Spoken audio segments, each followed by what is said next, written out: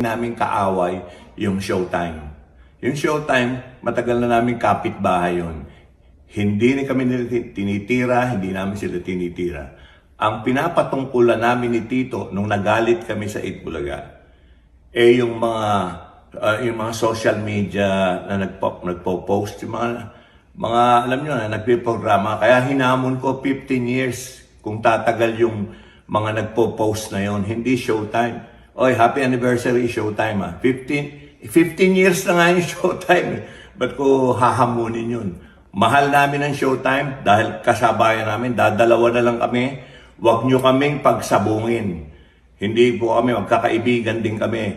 Ang pinapatungkulan namin ni Tito, yung mga nagpo-post na nagsasara na kami.